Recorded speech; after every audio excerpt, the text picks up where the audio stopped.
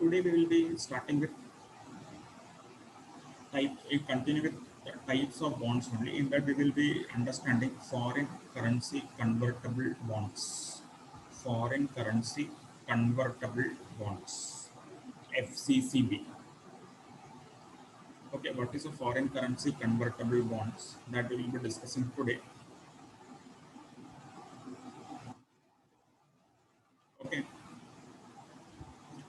what is a foreign currency convertible bonds? So bond, everybody know till now, bond is a debt security which is having two cash flows. It is a debt security which will be having two cash flows. One is the interest payment and another is the repayment of the principal amount at the end of the maturity period. So bonds will always have the two cash flows. So we have till now seen different types of bonds. Sovereign bonds we have seen, government bonds, then private sector corporate bonds, then bonds issued by banks and financial institutions in India, sectors in India. Okay, and today we will be discussing about what is the concept of foreign currency convertible bonds, FCCB. Okay, so what is a foreign currency convertible bond? Let us understand that foreign currency convertible bond is a convertible bond, very important, issued by a country in a currency different from its own currency. So we will understand this part. Secondly, what is the currency, etc. First, we will understand what is a convertible bond. So, foreign currency, two parts are there. One is the foreign currency, and it will be the convertible bonds also. What is the meaning of convertible bond? Convertible bonds are those bonds which will be converted into equity instrument at a future date. So such bonds are known as convertible instruments.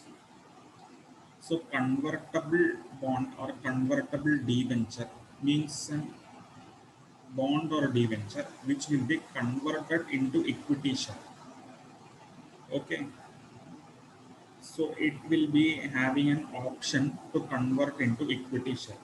So if you purchase a convertible bond, means the company will give you the option to convert into equity at a future date if you want. Instead of redemption, it will be converted into equity instrument. Such types of bonds are known as convertible bonds or convertible instruments.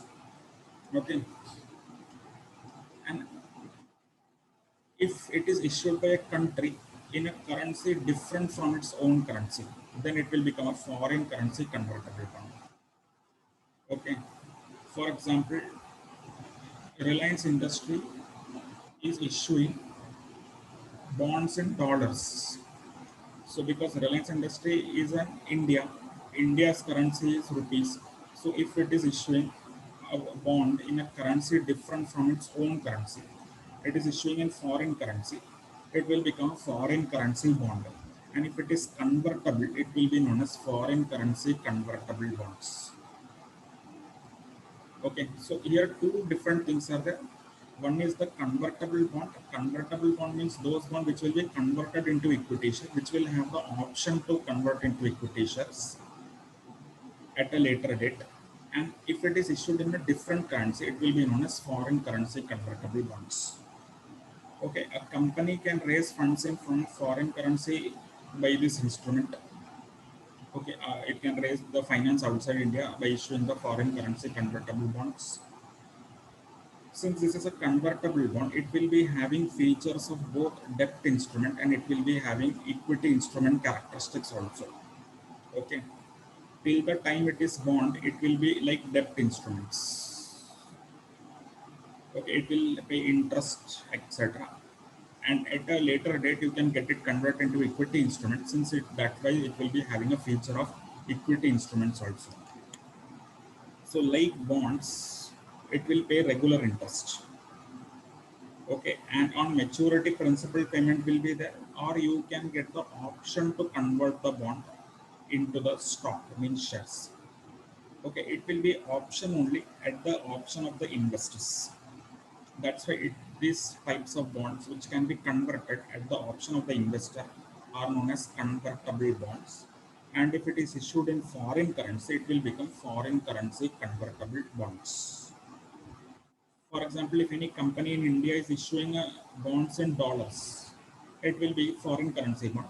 And if it is having convertibility feature, it will be known as foreign currency convertible bonds. Okay.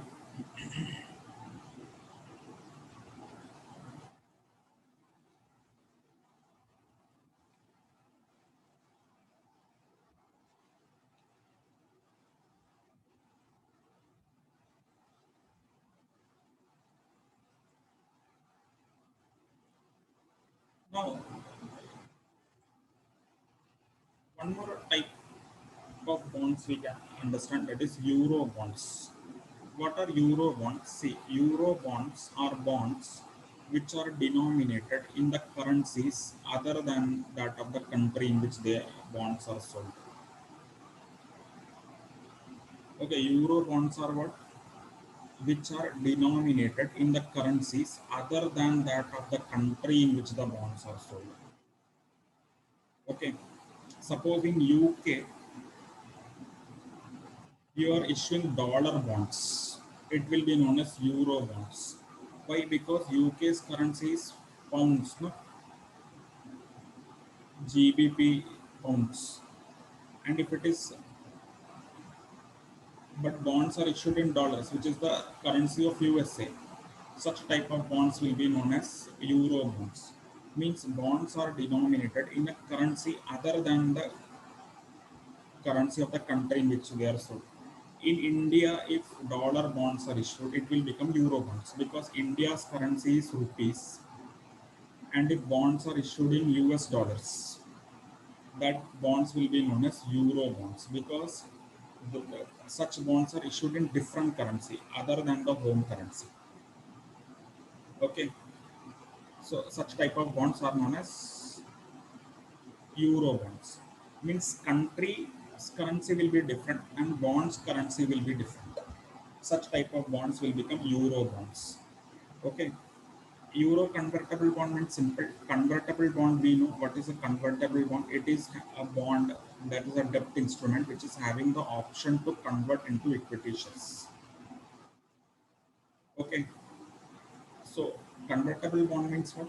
A bond which will be having option to convert it into equity share at a predetermined numbers. Okay, till maturity it will pay fixed rate of interest, and at maturity that bondholder will have two options, either to redeem that bond or to get converted into equity share. So that's what will be known as convertible bonds. Okay. Now these bonds are also issued with call option and put option. These are types of option, call option and put option.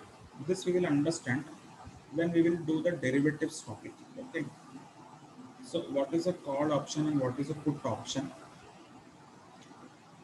This we will understand when we will do the risk management topic. That is your module number 4. In that derivatives topic is there. In that we will understand what is option and what are the two types of option, that is call option and put option. Okay.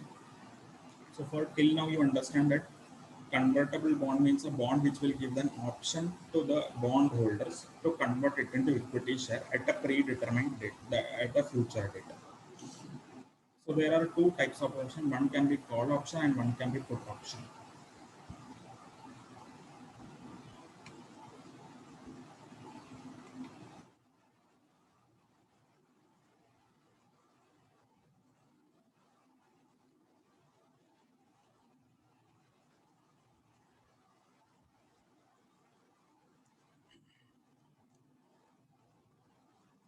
Then one important type of bond is there which is known as zero coupon bonds.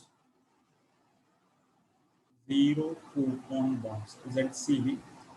This type of bonds do not pay any interest. So if you will invest in a zero coupon bond, you will not get any interest till maturity. Okay, only in maturity you will get the face value back. Now you will have doubt, then what is the benefit for the investor? So these bonds are always issued at discount to face value. Suppose zero coupons bond is face value is 10,000 rupees. It is issued for 5 years. Zero coupon bond face value 10,000, 5 years maturity, no interest will be given. In zero coupon bond, if you will invest in a zero coupon bond, you will not get any interest. Okay, so face value is 10,000, it will be issued for 5 years, but it will be issued at a discount. So it will be sold, for example, let us understand, for 80,000 it will be issued. Sorry, 8,000 it will be issued. Okay, and at the end of 5th year, you will get back 10,000 back. So 2,000 you are getting no extra. So this will be your income from an investor point of view. Such type of bonds are known as zero coupon bonds. The zero coupon bonds, two things you should remember in zero coupon bond: it will not have any interest, and it will always be issued at a discount, and a redemption will be at the face value. Okay, the difference between the face value and the discounted issue price is the gain to the investor. Such type of bonds are known as zero coupon bonds. See, the difference between the issue price, that is always at discount, and redemption price, that is face value, will provide the capital gain to the investors. Okay, so such type of bonds are known as what? Zero coupon bonds.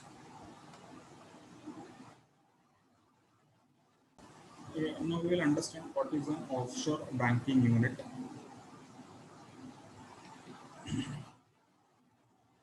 See, offshore banking unit means a branch of a bank in India. Okay, offshore banking unit means what? It is a branch of a bank in India located in the special economic zone. So, if a bank is having a branch in a special economic zone in India, such branch will be known as offshore banking unit. Branch in India in special economic zone. What is a special economic zone? Special economic zones are specially demarcated area by the government. It is a demarcated area where the fiscal laws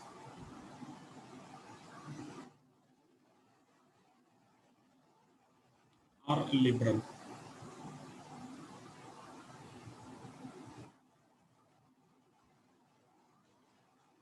So in India, government has designated some areas as a special economic zone where the fiscal laws, that is the tax laws, they are very liberal.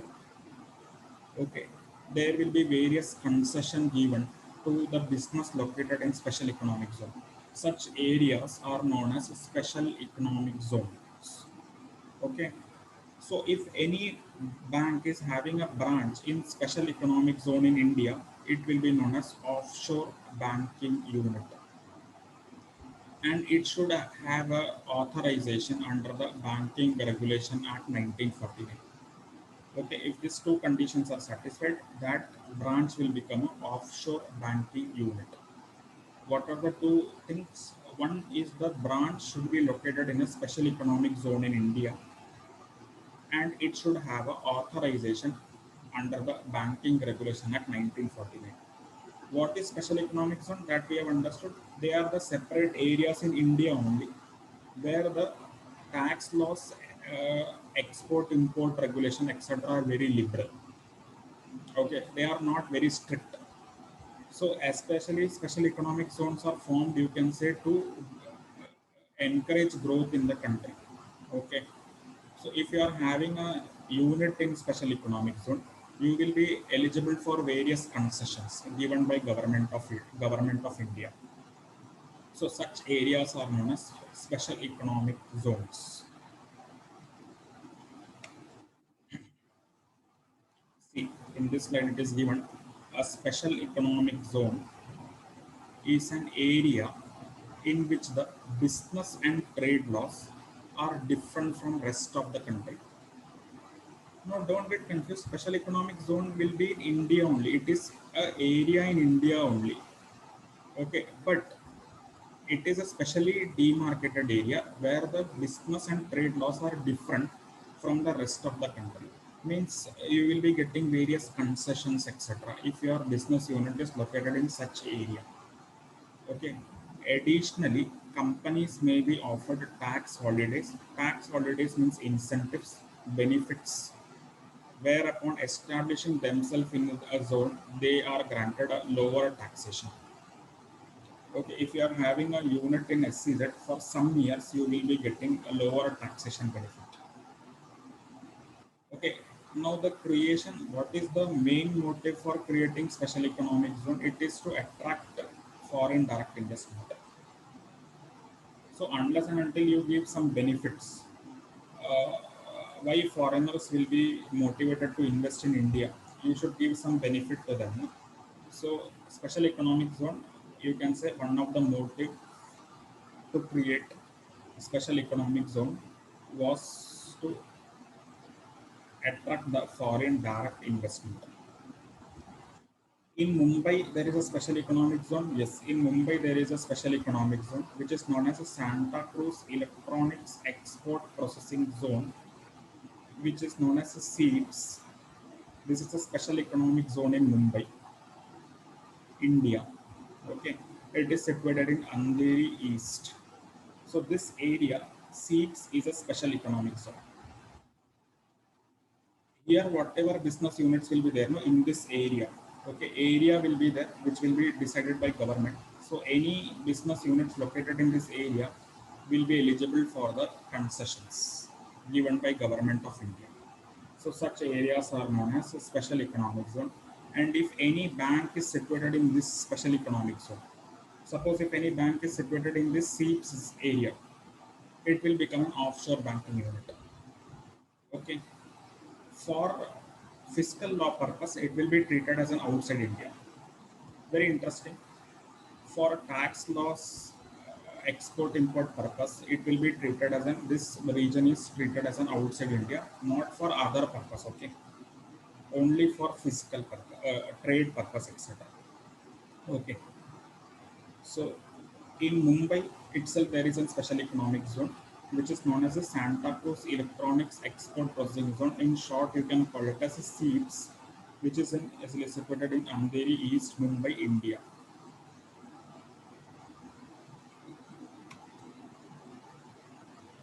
See, there are more than 400 units. Business units are there inside the SEEPS area. So you can say there are around 400 units situated in the Santa Cruz Electronic Export Processing Unit. Okay. Now, what is the eligibility criteria for a bank to open a branch in the special economic zone, or what is the eligibility criteria you can say for offshore banking unit? See, banks operating in India, that is public sector bank, private sector bank, or foreign banks authorized to deal in foreign exchange are eligible to set up OBUs. So which banks are eligible? Any bank which is operating in India. That is, it can be public sector bank also, it can be private sector, or it can be foreign banks, which is having authorization to deal in foreign exchange are eligible to set up OBUs. Okay. So if any bank is having overseas branches, suppose if any branch is having a bank is having a branch outside India, then it will be given preference. Okay, because it will be having experience in running offshore banking units. No? So such banks will be given preference. It is based on experience. Okay. So what is the main eligibility criteria? It should be a bank operating in India. That is any public sector bank, any private bank or foreign banks which is authorized to deal in foreign exchange are eligible to set up offshore banking units.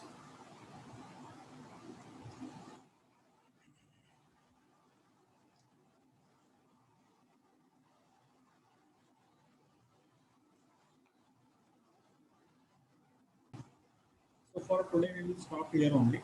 Further in offshore banking unit, we will continue discussion in next class. Okay.